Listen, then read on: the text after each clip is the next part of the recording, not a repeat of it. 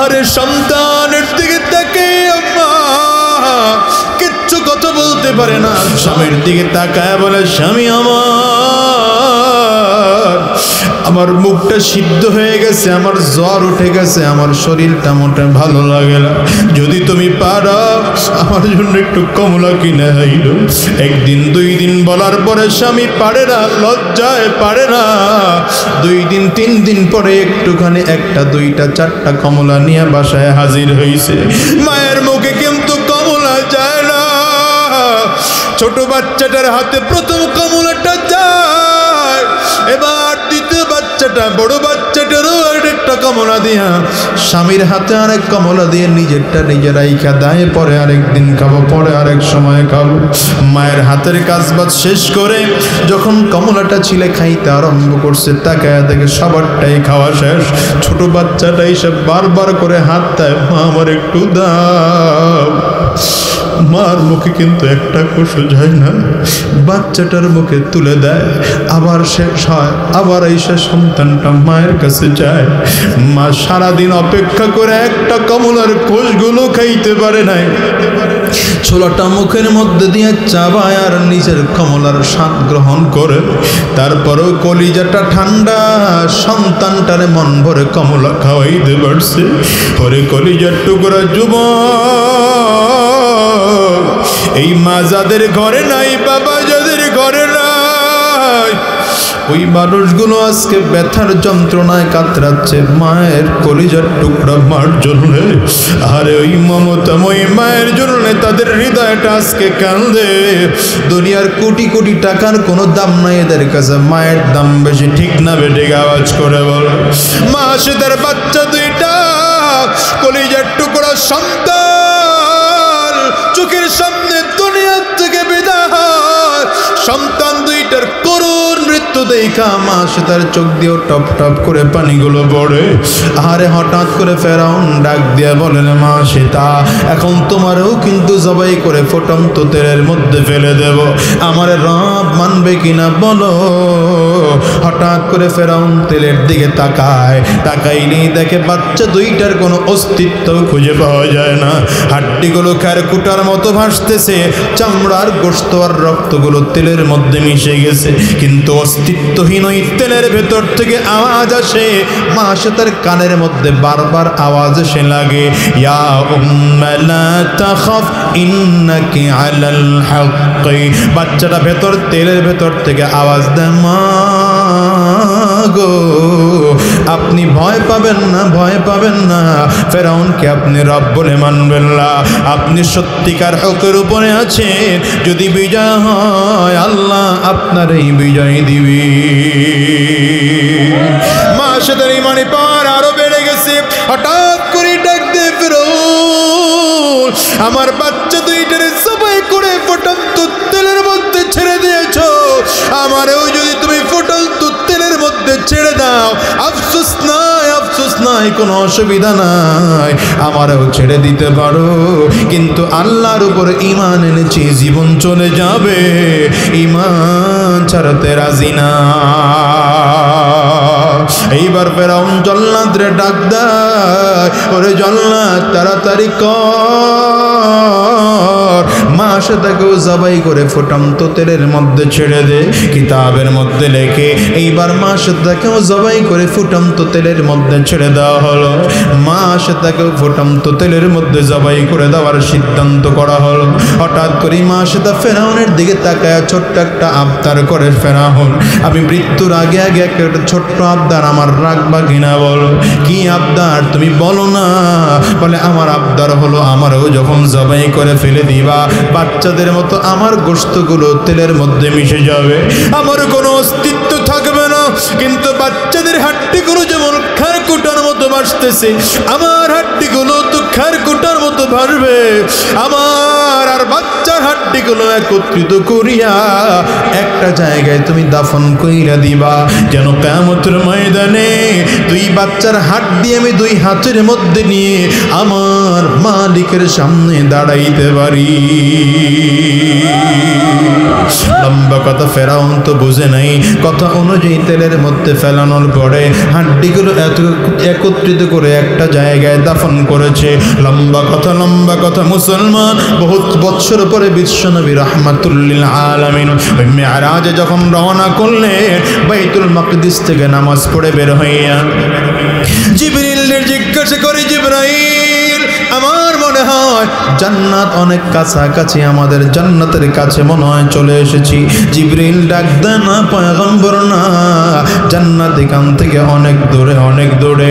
নবী আমার ডাক দেয়, জিবরাইল তাইলে আমার নাকের মধ্যে জান্নাতের ঘেরান লাগে, এই ঘেরানটা কিসের ঘেরান বলো না।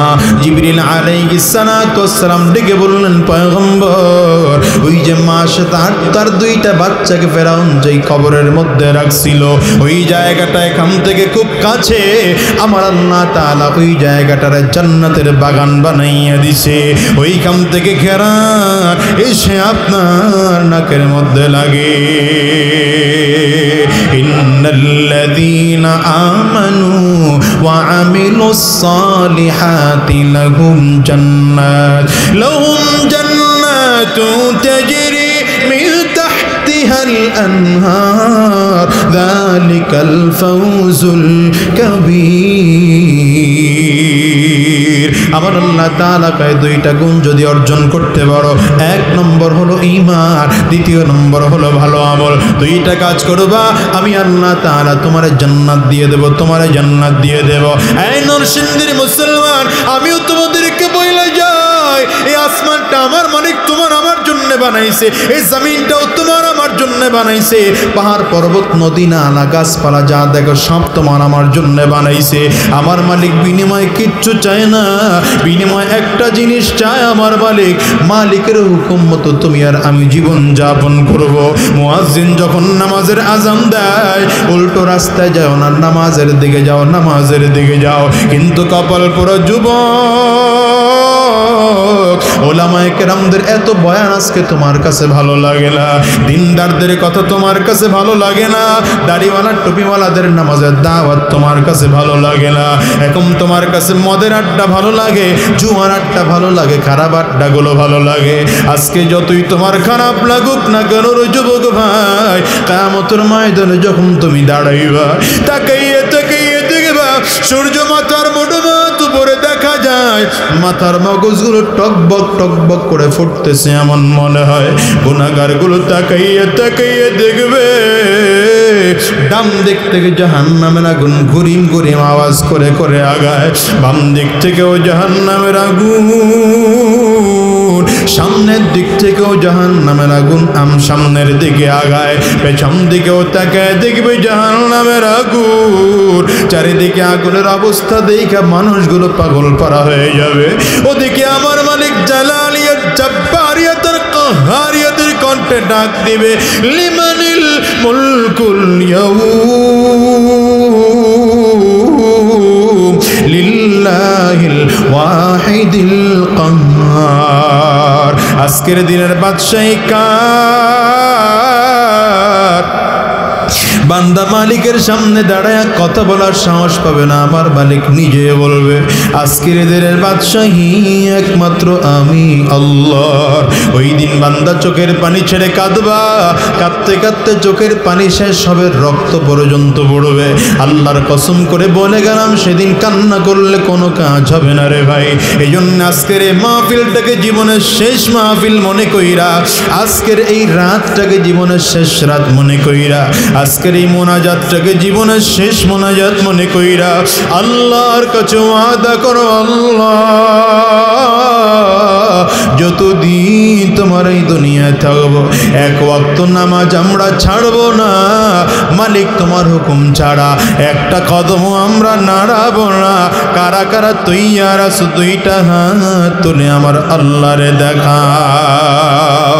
একটু চোখের পানিটা ছেড়ে চিৎকার করে ডাক দাও, আল্লাহ চোখে যদি পানি না আসে কান্নার বাঁধ ধরে ডাক দাও, ডাক দাও। ডানে আর বামে তাকাও, কার চোখে পানি? ওই মানুষটার দিকে তাকাইয়া নিজের নিজের ধিক্কার মারো আর চোখের পানি ছেড়ে কান্দ। দুনিয়ার ঘরে আগুন লাগলে যেমন পানি ছাড়া নিবানো যায় না, ওই কবরে ওই যে জাহান্নামের আগুন, ওটাও কিন্তু চোখের পানি ছাড়া নিভানো যাবে না। এই দুনিয়ার মুসলমান, দুনিয়ার মুসলমান, চোখের পানি ছেড়ে চিল্লা ডাক দাও, আওয়াজ করে ডাক দাও আল্লাহ।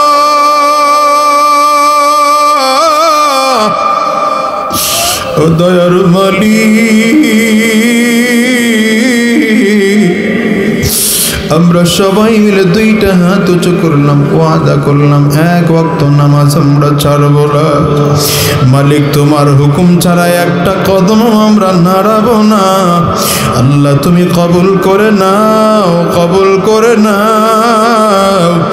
জবান খুলে বলো আমিন, আরো জোরে আওয়াজ করে বলো আল্লাহুম্মা আমিন। শোনেন, মনে রাখবেন এ বাংলার জমিনে হিন্দু ভাইরা বসবাস করবে, কোনো বাধা নাই। তাদের নাগরিক অধিকার নিয়ে তারা বসবাস করবে। বৌদ্ধ ভাইরা বসবাস করবে, কোনো বাধা নাই। তাদের নাগরিক অধিকার নিয়ে বসবাস করবে। খ্রিস্টানরা বসবাস করবে, কোনো বাধা নাই।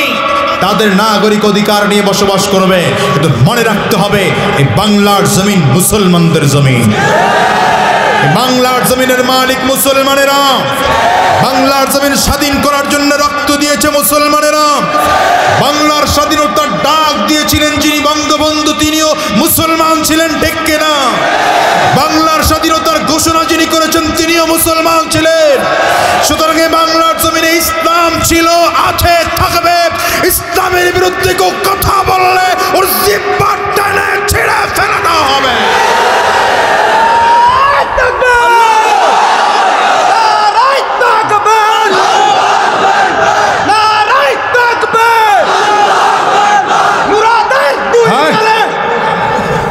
আমরা কোনো রোগের নাম বলি না, রোগীর নাম বলি না। ইসলাম অসৌজন্য না, মনে রাখতে হবে।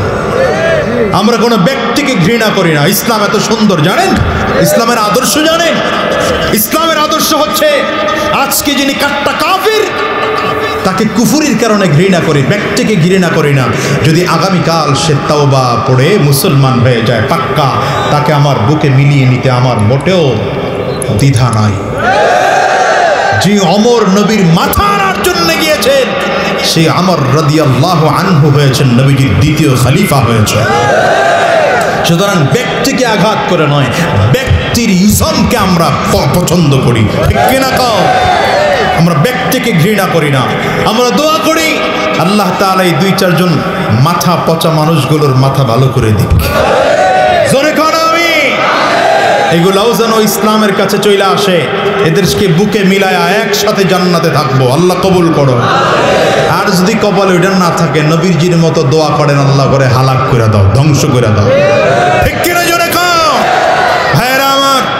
রাগ করলেন?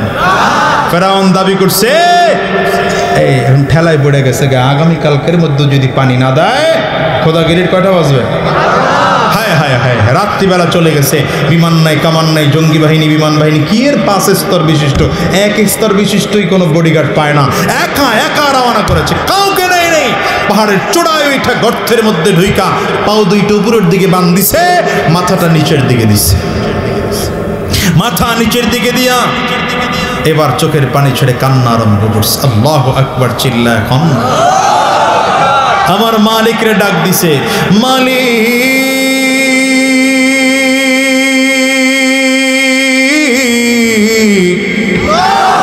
ভালো করে জানি তুমি আমার রব, আমি তোমার গোলাম। ফেরাউন কয় ভালো করে জানি তুমি আমার মালিক, আমি তোমার গোলাম, তুমি আমার রব, আমি তোমার গোলাম।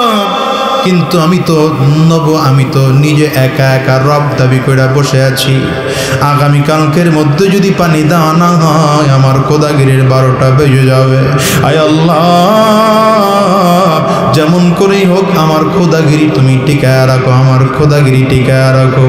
মুহাদ্দিসিন মুফাসসিরিনগণ বলেন ওই সময় যদি ফেরাউন খাঁটি তওবা করত, আমার আল্লাহ পাকের কাছে খাঁটি তওবা করলে সম্ভাবনা ছিল আমার আল্লাহ তাআলা হয়তো ওরে মাফ করে দিতেন, কিন্তু ওর কপালটা এত খারাপ, আমার আল্লাহর কাছে কিন্তু ফেরাউন মাফ চায় না, আমার আল্লাহর কাছে মাফ চায় না, চাইয়া উল্টো কথা কয়, আল্লাহ আমার নীল দরিয়ায় পানি দিয়ে দাও, আমার খোদাগিরি টিকায় রাখো, বিনিময়ে যদি আমার জাহান্নামেও দিতে হয় তুমি আমারে দিও।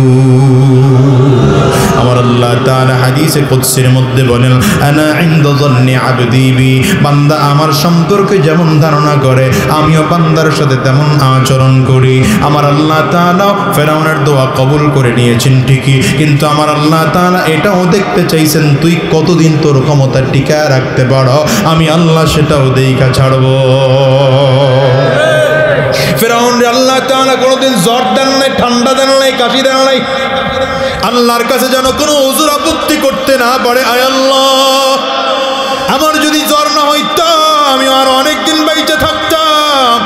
আল্লাহ কয় তোর কোনোদিন জ্বরও দেব না, ঠান্ডাও দেব না, কাশিও দেব না, মাথা ব্যথাটুকু পর্যন্ত দেব না, তুই সারাটা জীবন সুঠাম দেহের অধিকারী থাকবি, তবে দেখমু কতদিন তুই ঠিকঠাক থাকতে পারো। ফেরাউন লম্বা লম্বা দোয়া করছে, সূর্য যখন উঠে গেছে, সূর্য ওঠার পর আস্তে করে গর্তের ভেতর থেকে বের হয়, হঠাৎ করে গর্তের ভেতর থেকে বের হইয়া মুখের সামনে দাঁড়ায় দেখে একজন যুবক দাঁড়ায় রইছে, যুবকের বিশাল সেই দেহ দেখলেই মনে হয় যেন বডি বিল্ডার মতো লাগে, দেখলেই মনে হয় খায়া বলা এরকম কিছু বডিওয়ালা আছে, এরকম একজন দাঁড়ায় রইছে, ডেকে বলে স্যার আপনারে সারাটা দুনিয়া ধরে খুঁজতেছি কোথাও পাই না, খুঁজে খুঁজে আপনারে এখানে এসে পড়ছি। ফেরাউন দিছে দমক বেটা এখানে আইসো কেন? খাইছে একটা বিচার লয়া, কি লয়ে আইছি? ফেরাউন দিছে ধমক বেটা এটা বিচারের জায়গা, আমার সিংহাসনে যাবে, গেলে আমি বিচার যা করার কইরা দিব। যুবকটা কইলাম না এমনি তো বডি বিল্ডার, যুবকটা হঠাৎ করে ডাক দিয়া বলে খোদা এখানে বসেই বিচার দেব, এখানে বসেই ফয়সালা দিতে হবে, যদি আমার বিচার না শুই না ফয়সালা না দিয়া একটা কদম বাড়ান ঠ্যাংটা ভেঙে ফেলাম। এটা আল্লাহু আকবার চিল্লায় এখন না। ফেরাউন দাঁড়ায় দাঁড়ায় চিন্তা করে হায় হায় আমার যদি ঠ্যাংটাই ভেঙে না, আমি তো একা একা হইনি, আরে বডি বিল্ডারের লগে আমি পারবো না, কথা কয় না পাবলিক কব ঠ্যাং ভাঙা খোদা, কথা কয় না, হায় হায় হায় হায়। কথা একটা মনে পড়ে গেছে, কইলাম হাদিসে এসেছে একজন লোক মূর্তি পূজক, সবসময় মূর্তি পূজা করত, তো নবীজির সামনে দিয়ে যাচ্ছে, তাকায় দেখে মূর্তি আছে কান্দের মধ্যে কিন্তু মূর্তির ঠ্যাং একটা নাই। আমার নবী ডাক দেয় কি হলো তোমার মূর্তি কি হয়েছে? মূর্তির ঠ্যাং নাই যে। মোহাম্মদ কয়ও না, আমার খোদারে ছাড়া তো আমি কোথাও চলে টলি না, সব সময় আমার খোদারে আমি লগের লয়ে রাখি, খুব মহব্বত করি আমি খোদারে। একদিন প্রসাবে ধরছে বুঝেন, প্রস্রাবে ধরছে কি করো, আবারও ডেকে এলো হাই মিয়া কি হারেও ধরছে, এই ধরাধরির মতো না, বাদ দেন চুপচাপ করে বহেন মিয়া, খুব গুরুত্বপূর্ণ কথা কইতেছি, আপনার গায়ে লাগতেছেন আর উঠে না, এটা ভালো আলহামদুলিল্লাহ ভালো লক্ষণ, কেউ উঠতেছে না, কিন্তু ওই একজন দুইজন এটা মুশকিল, ভালো করে বসেন।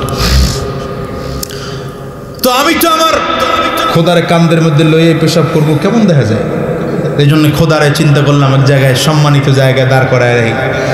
খোদায় তো একা একা দাঁড়াইতে পারে না, পারেনি, তো খোদারে একটা গাছের লাগে দাঁড় করায় আমি এক জায়গায় পেশাব করতে গেছি, পেশাব করতে গিয়ে বইসি পরে হঠাৎ করে পেছন থেকে আওয়াজ হয়েছে ধপাস, পেছন দিকে তাকায় দিকে হায় হায় খোদায় তো শীত হয়ে পড়ছে, দৌড়ে এসে খোদারে উঠাইলাম, খোদাই তো ঠিক আছে কিন্তু খোদার ঠ্যাং একটা নাই, কথা কয় না, হায় হায় এমন আল্লাহ এমন রব তারা মানে যেই রবের ঠ্যাংও ভাঙ্গে কিন্তু প্রতিবাদ করার ক্ষমতা নাই, কথা কয় না। আমার নবী তাকায় বলে, এই খোদার এই রবের ইবাদত তোমরা করো যে রব নিজের ঠ্যাং ভাঙা বাঁচাইতে পারেন। ফেরাউনের দিকে তাকায় কয়, ঠ্যাং ভাঙা গেলাম। উত্তর দাও। ফেরাউনের ভয় ঢুকে গেছে, খাইছো তো, অবস্থা তো খারাপ। আস্তে আস্তে করে হাঁটতে হাঁটতে পাহাড়ের চূড়ায় ওইটা তাকায় দেখে, ওই নীল দরিয়ায় পানি দেখা যায়। কথা কয় না, মানে আল্লাহর দোয়া কবুল করছে, ফেরাউনের কলিজার পানি আইছে। তাইলে তোমার খোদাগিরি টিকছে। আনন্দে খুশির ঠেলায়, ওই ঠেলায় ঘুরতে আর কি, কথা কয় না। আনন্দের কারণে বিচারওয়ালা কি বিচার নিয়ে আইছে খবর নাই। এই কি বিচার কও, তুমি কও। বিচারওয়ালা বলতেছে, বিচার হচ্ছে কোন গোলাম যদি মালিকের বিরোধিতা করে আর সে নিজেই যদি নিজের মালিক বলে দাবি করে, তার শাস্তি কি হওয়া দরকার। হ্যাঁ তো খবর ওই পানির দিকে, আর নিজের ক্ষমতা টিকছে কিনা ওই দিকে। হঠাৎ করে ডাক দেয়, কোন গোলাম যদি নিজের মালিক বলে দাবি করে আর সে নিজে যদি মালিকের বিরোধিতা করে, তার শাস্তি কি হওয়া দরকার। ফেরাউন খুব খুশি, তো খুশিতে কয়া বলেছে, এরকম নীল দরিয়ার পানির মধ্যে চুবায়া মারা দরকার। যুবক আস্তে করে কাগজ কলম বানায় দিছে, স্যার লেখা দেন, আমার কথা যদি আবার বিশ্বাস না করে পাবলিক। তাড়াতাড়ি করে লেখা দিছে, কোন গোলাম যদি মালিকের বিরোধিতা করে আর সে নিজেই যদি নিজেকে মালিক বলে দাবি করে, তার শাস্তি হচ্ছে এরকম নীল দরিয়ার পানির মতো পানির মধ্যে চুবায়া মারা দরকার। লম্বা কথা, লম্বা কথা, খুব সংক্ষেপে বলে শেষ করছি। এবার তো চলে গেছে যুবক। ওই যুবক তো দুনিয়ার কোনো যুবক ছিল না। ফেরাউন এলাকায় ফিরছে পরে আগের চেয়ে ক্ষমতা কি বাড়ছে বুঝুন তো। পানি লয়ে আইছে কোথায়, আরে বাবারে বাবা, এইবার তাপট আগের চেয়ে কয়েক গুণ বাড়ছে। একবার না, দুইবার না, তিনবারের নির্বাচিত খোদা। কথা কয় না। এখন পাবলিক এত খুশি, নিজের বড় নিজে দেয়, মানুষেরটাও দেয়। কথা কয় না তো। কিছু বুঝা লইবেন মিয়া, কিছু বুঝা লইবেন, সব কথা ক্লিয়ার কওয়া যায় না। ফেরাউনের ক্ষমতা এবার এত বাড়ছে, আর মুসা আলাইহিস সালামের সহ্য হয় না। সব ধর, এলাকা ছাড়া কর। আল্লাহ তাআলা ডাক দিয়া কয়, মুসা যাও যাও যাও। যেহেতু ফেরাউন লড়াইতে চায়, একটু দৌড়াক না, দেখি না কতটুকু কি যায়। একদম নীল দরিয়া পর্যন্ত, লোহিত সাগরের কিনারায় ফেরাউনের লোকজন তাকায়া দেখতেছে। মুসা আলাইহিস সালামের সৈন্যবাহিনী না, ইমানদাররা তাকায়া দেখতেছে। ডানে ফেরাউনের লোক, বামে ফেরাউনের লোক, পেছনে ফেরাউনের লোক, সামনে বিশাল লোহিত সাগর, এক একটা ঢেউ বিশাল উঁচু করে করে আসতেছে। ভয় পেয়ে গেছে মুসা আলাইহিস সালামের বাহিনী। পয়গম্বর, আল্লাহ মনে হয় শেষ হয়ে গেলাম আমরা, আল্লাহকে আমাদের বাঁচাবে না। পয়গম্বর মুসা আলাইহিস সালামকে, টেনশন করো না, আমার সাথে আমার আল্লাহ আছে, আমার আল্লাহ রাস্তা দেখায় দিবে। আল্লাহু আকবার চিল্লায় বলা যাবে না, আওয়াজ দিয়ে আরো জোরে বলা যায় না। আমার মুসলমান ভাইরা, আমার সাথে আমার আল্লাহ আছে না নাই? আমাদের সাথে আমাদের আল্লাহ আছে না নাই?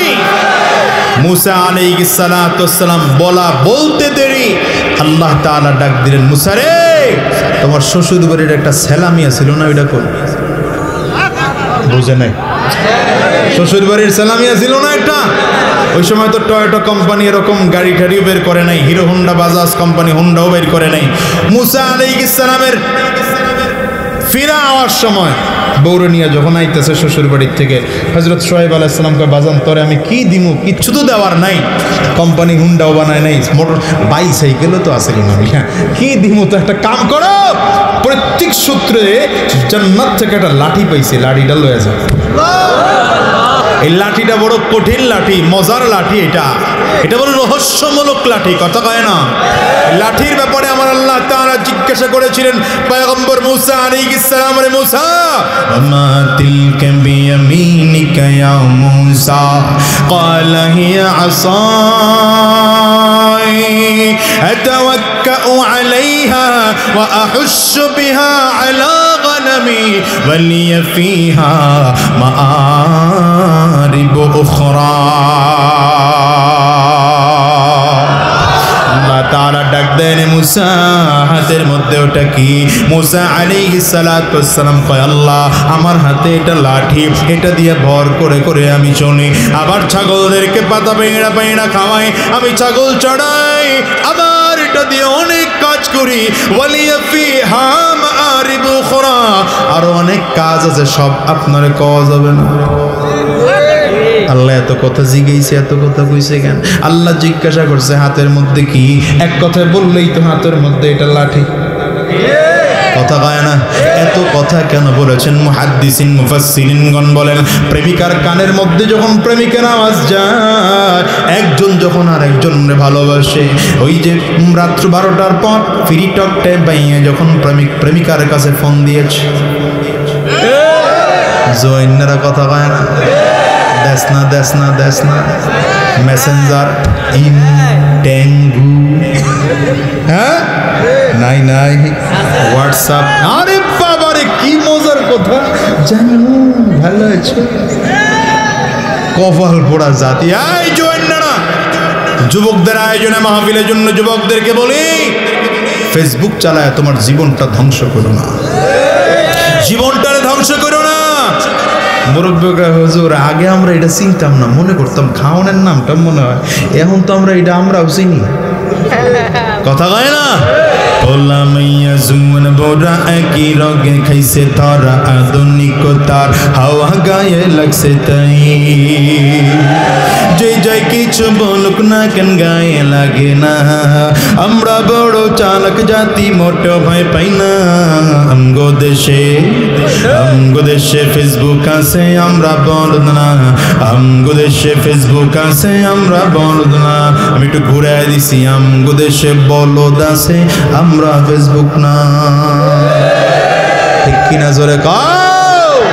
প্রেমিকার কাছে যখন রাত্র 12টার পরে ফোন দিছে, কথা তো মোটে অল্প কইতে মনে চায় না। জিজ্ঞাসা করছে হ্যালো জানু ভালো আছো?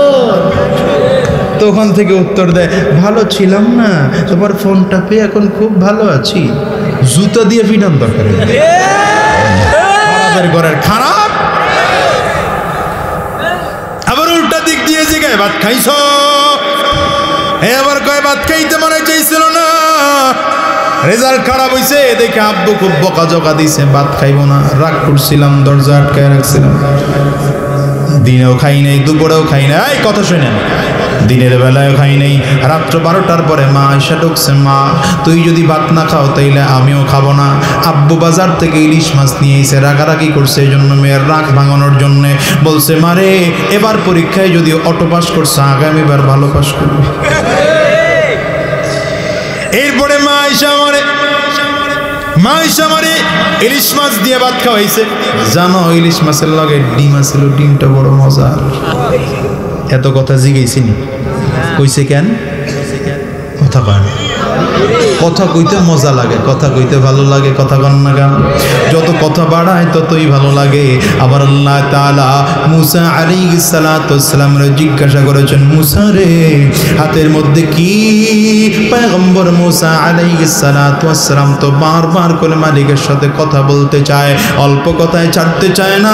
আল্লাহ পাকের সাথে যেন কথা লম্বা হয়, বেশি কথা বলা যায়। এই জন্য ডাক দেয়, মালিক আমার হাতের মধ্যে এটা লাঠি, আমি ভর করে চলি, আমি ছাগল চড়াই, আমি পাতা পাড়ি, আরো অনেক কাম আছে তোমারে বলা যাবে না। তার মানে আল্লাহ আবার জিজ্ঞাসা করুক, মুসা রে আরো কি কি কাজ আছে তুমি বলো। আবার আল্লাহ তাআলা ডাক দে, মুসা রে তাড়াতাড়ি করো, লাঠি দিয়ে নদীর মধ্যে বাড়ি দাও। মুসা আলাইহিস সালাম মালিকের ডাক শুনে চিন্তা করতেছেন, লাঠি দিয়ে বাড়ি দিলে কি হবে? আল্লাহ তাআলা কয়, রে মুসা এই লাঠি দিয়ে আরো কি কি হয় তুমি জানো না? আমি আল্লাহ তাআলা কিন্তু ভালো করে জানি। লাঠি দিয়ে নদীর মধ্যে বাড়ি দাও। লাঠি দিয়ে নদীর মধ্যে বাড়ি দিয়েছি, একটা দুইটা নয় 12টা কার্পেটিং রাস্তা তৈরি হয়ে যায়। ফেরাউন মুসা আলাইহিস সালাতু ওয়াস সালামের লোকজনগুলো নদী পার হচ্ছে, আস্তে আস্তে করে যখন নদীর মাঝখানে চলে গেছে, ফেরাউনের লোকজন মাত্র এসে দাঁড়াইছে নদীর পাড়ে। ফেরাউনকে কিরে, আমার আগের তত্ত্বাবধায়ক সরকার যে এত চমৎকার রাস্তা বানায় হয়ে গেছে, আমারও তো তোরা কষ্ট নাই। হইলে কি আমি আর ফেরাউন মুসার এই পর্যন্ত লড়াই আনতাম নাকি? আরেক দিক দিয়ে নিতাম। চল আমি ওরে নদী পার করে দেব। মুসা আলাইহিস সালাম বাহিনী পার হয়ে একদম চলে গেছেন ওপারে, ফেরাউন লোকজন মাঝখানে। ইন্না বাতশা রাব্বিকা লাশাদীদ। আমার আল্লাহর খেলা মাত্র শুরু হইব। সুবহানাল্লাহ কয় না? রাগ করতেছেন মনে হয়? ফেরাউনের লোকজনগুলো যখন মাঝখানে, আমার আল্লাহ তাআলা ডাক দেয়, পানি রে, আমি আল্লাহ তাআলা তোরে কিছু ক্ষমতা দিয়েছি, কিছুক্ষণের জন্য তোর ক্ষমতা আমি আল্লাহ তাআলা নিয়েছিলাম, আবার তোর ক্ষমতা তোরে ফেরত দিয়ে দিলাম। তোর কাজ তুই আরম্ভ করে দে। পানির কাজ হলো ঢেউ তৈরি করা, পানির কাজ হলো মানুষকে চুবাইয়া মারা। এবার ফেরাউন আল্লাহ পাকের হুকুম পাইয়া পানি বিশাল বড় বড় ঢেউ তৈরি করতে আরম্ভ করেছে। এক একটা ঢেউয়ের টানে ফেরাউন নিচের দিকে যায়, আবার উপরের দিকে ওঠে, আবার নিচের দিকে যায়, আবার উপরের দিকে ওঠে। হঠাৎ করে উপরের দিকে ওইটা এইবার হা করছে, বলবে আমানতু, আমানতু বলবে। আমার আল্লাহ তাআলা ডাক দেয়, জিবরাইল, এই বদমাশটা চিরটা জীবন আমি আল্লাহ তাআলার বিরোধিতা করেছে, কোনদিন আমি আল্লাহ পাকের আদেশ মানে নাই, আজকে যেন ঈমান গ্রহণ করতে না পারে। এখন কোন ঈমান আমি আল্লাহ পাকের কাছে মঞ্জুর হবে না, কবুল হবে না। ঈমানের উচ্চারণ কথা বলার আগে আগে মুখের মধ্যে তাড়াতাড়ি করে কাদা পেড়ি মাইরা দে। আল্লাহ পাকের আদেশ পাইয়া জিবরিল আলাইহিস সালাম ভেতর থেকে কাদা পানি উঠাইয়া মুখের মধ্যে মেরে দিয়েছে। ফেরাউন হাঁ করে তাকায় রইছে। হঠাৎ করে লেখাটা ধরছে, কোন গোলাম যদি মালিকের বিরোধিতা করে আর নিজেই যদি নিজের মালিক বলে দাবি করে, তার শাস্তি হলো নীল দরিয়ার মধ্যে চুবায় মারা। কিরে লেখা কই পাইছো?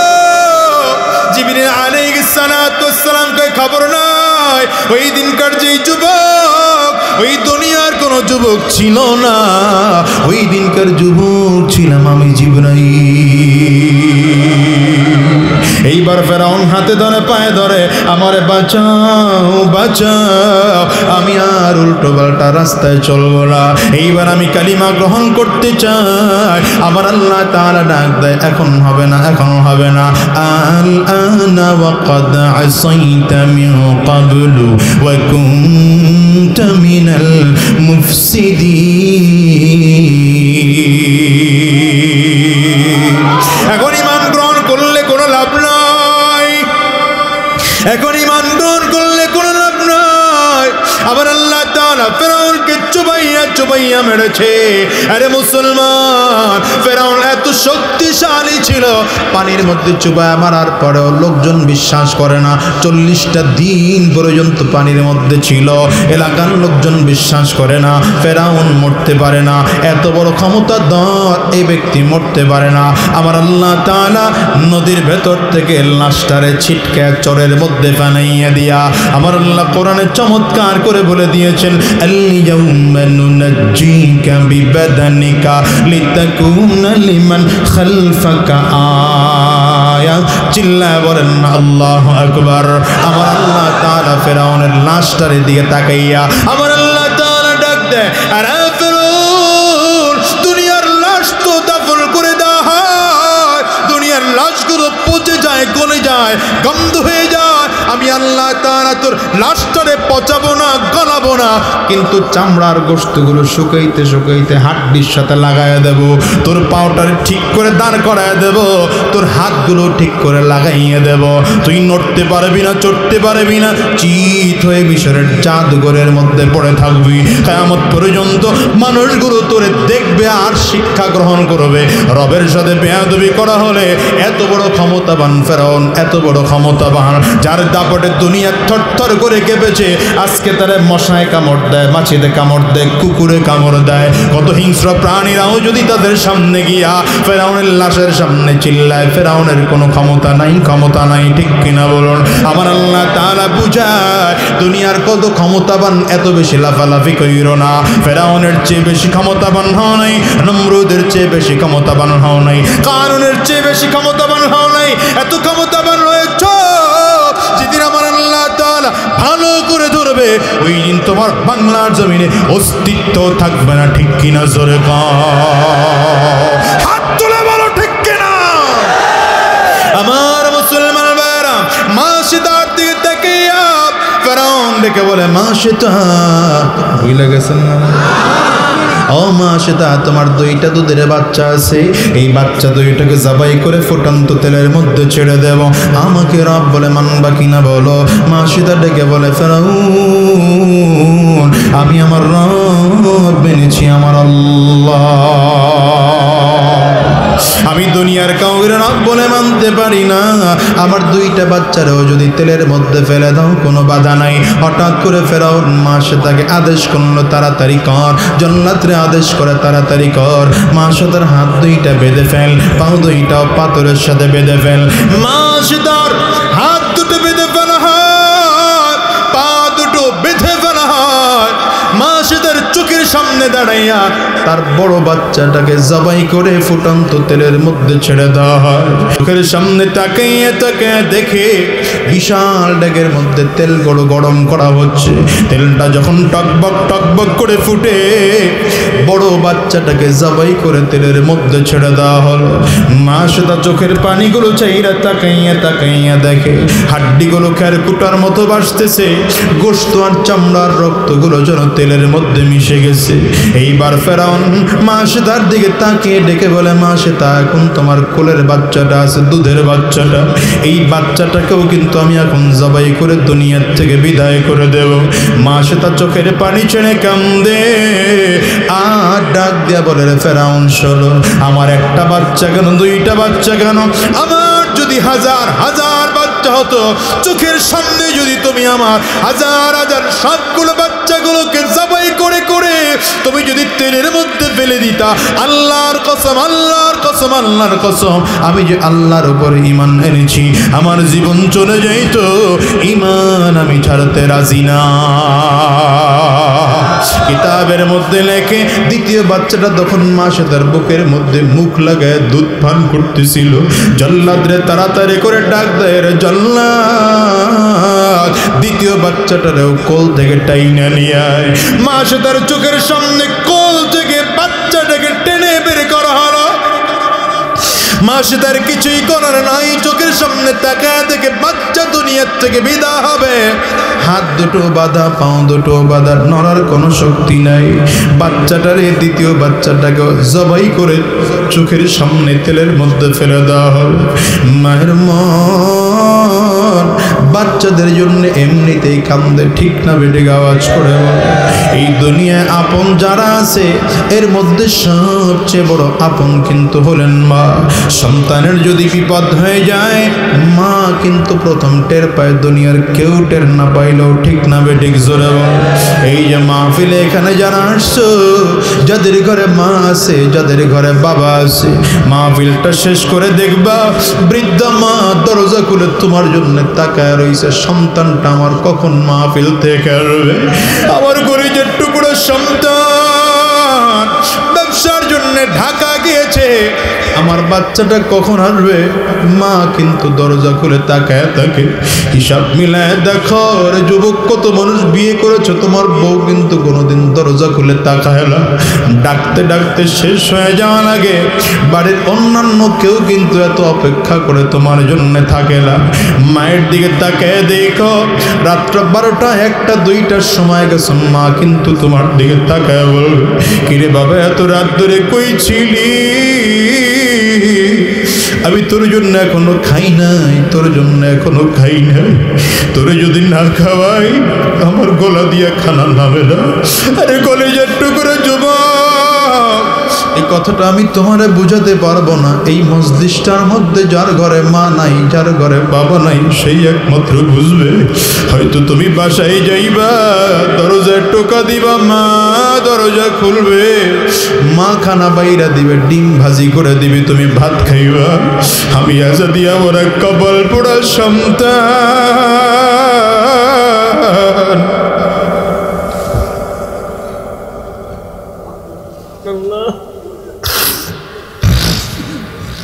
আমি বাসায় গিয়ে দরজার মধ্যে টোকা দিলে আমার মা কিন্তু আমার দরজা খুলবে না।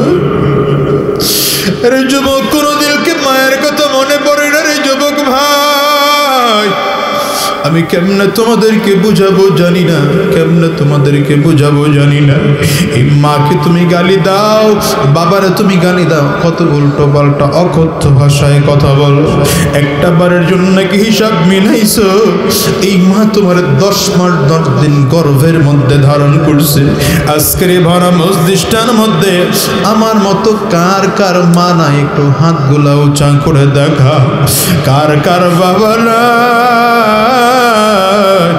তোমরা একটু হাতগুলো উঁচা করে দেখা। হাতগুলো তুলে রাখো, হাতগুলো নামায়ও না। আমার কলিজার টুকরা যুবকগুলো তাকাইয়ে তাকাইয়ে দেখো, মাহারা মানুষগুলো কেমনে কান্দে, বাবাহারা মানুষগুলো কেমনে কান্দে।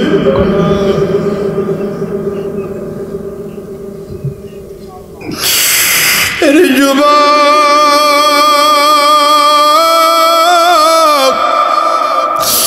মাহারা মানুষগুলোর চেহারার দিকে তাকাইয়া তাকাইয়া দেখ। এই মানুষগুলো চোখের পানি ছেড়ে কান্দে। আর বাবার মানুষগুলো চোখের পানি ছেড়ে কান্দে। কারো চোখের কোটায় পানি জমে গেছে, কারো চক্ষু দিয়ে পানি টপ টপ করে পড়তেছে, কারো চক্ষু দুইটা লাল হয়ে গেছে।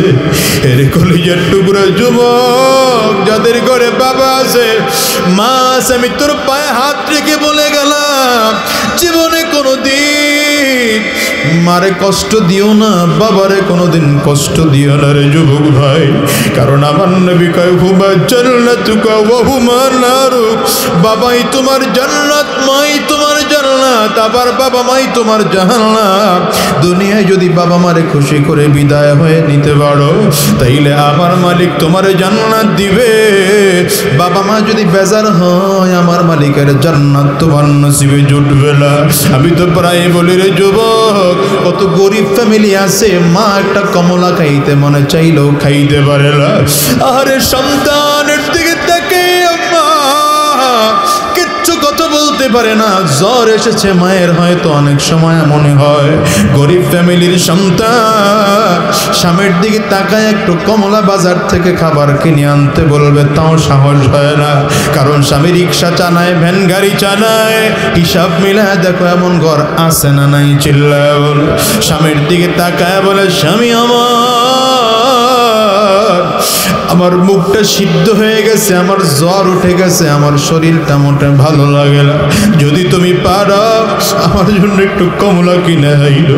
একদিন 2 দিন বলার পরে স্বামী পারে না, লজ্জায় পারে না। 2 দিন 3 দিন পরে একটুখানি 1টা 2টা 4টা কমলা নিয়ে বাসায় হাজির হয়েছে। মায়ের মুখে কিন্তু কমলা যায় না।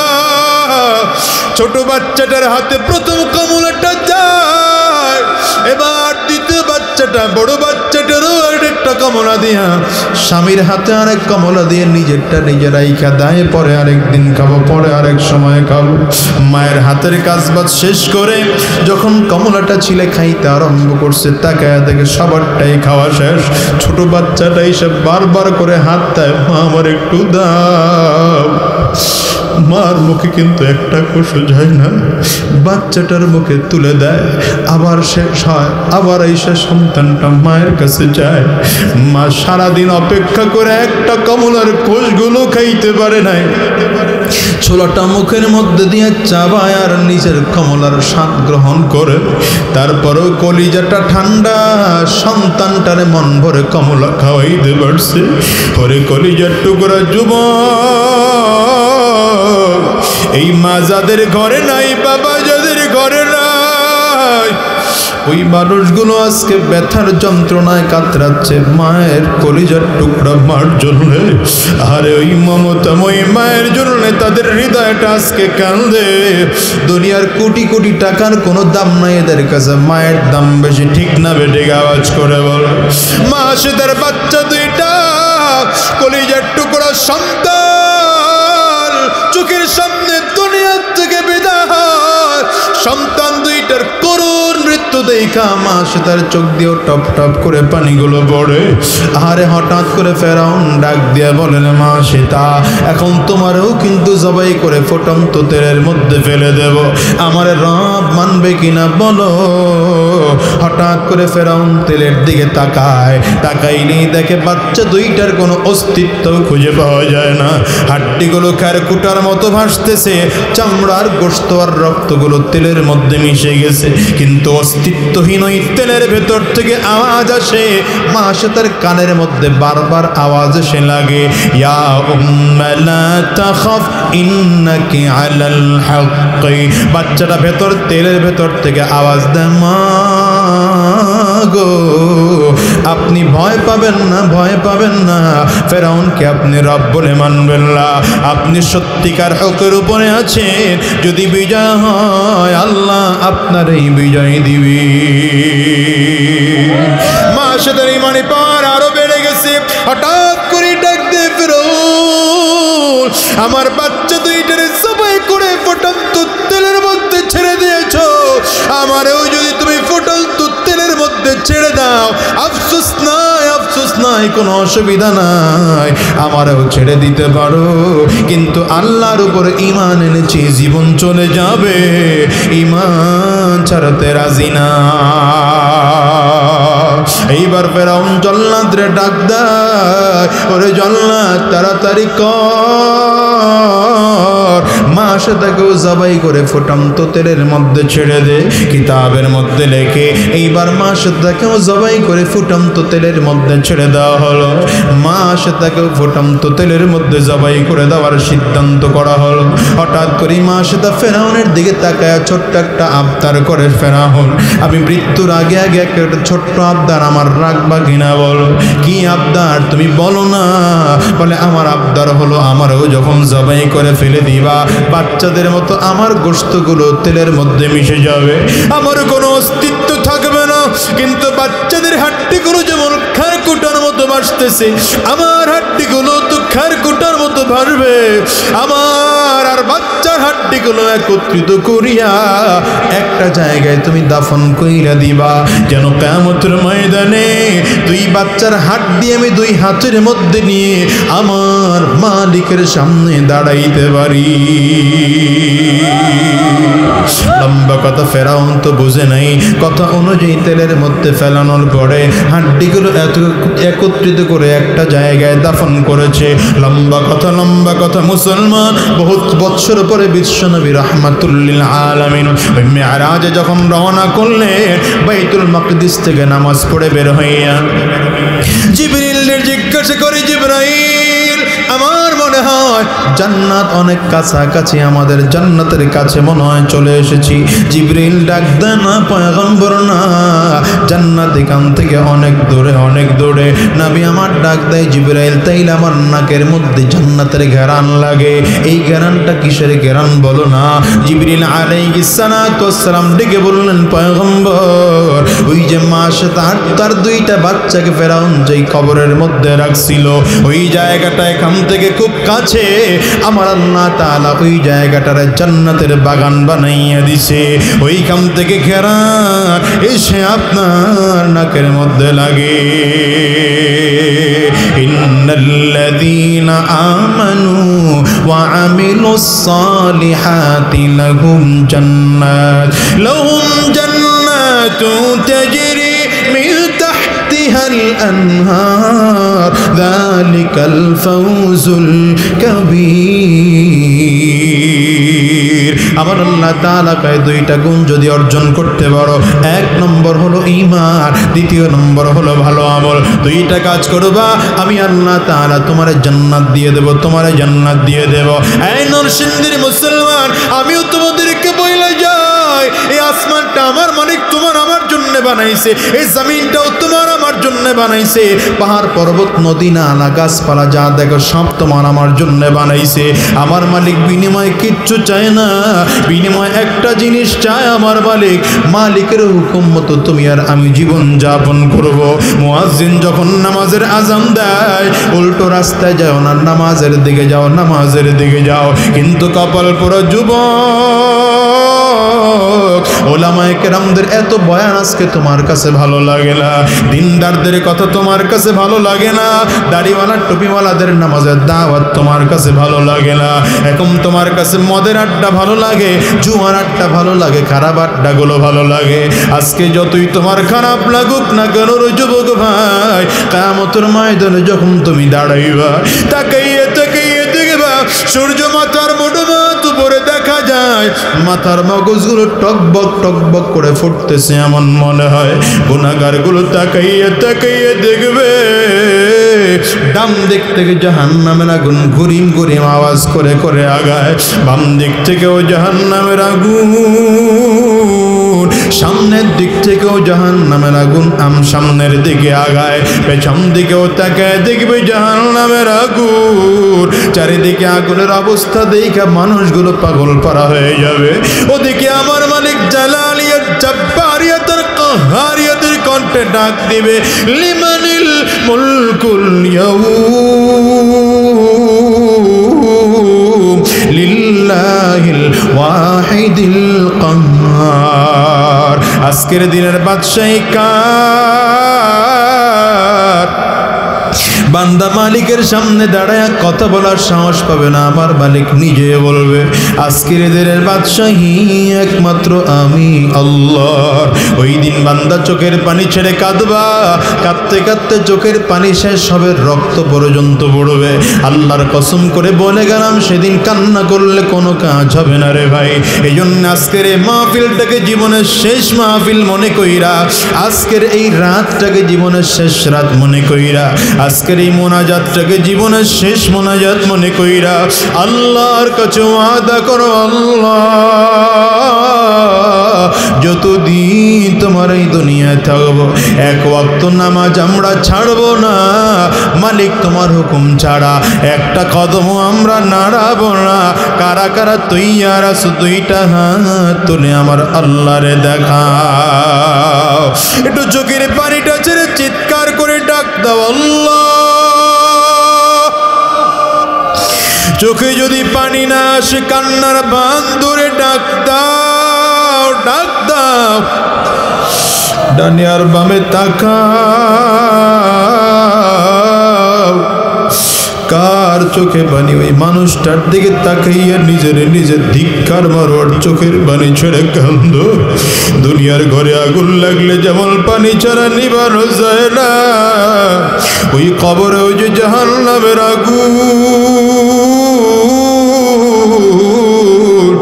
ওটাও কিন্তু চোখের পানি ছাড়া নেভানো যাবে না। এই দুনিয়ার মুসলমান, দুনিয়ার মুসলমান চোখের পানি ছেড়ে চিল্লা ডাক দাও, আওয়াজ করে ডাক দাও আল্লাহ।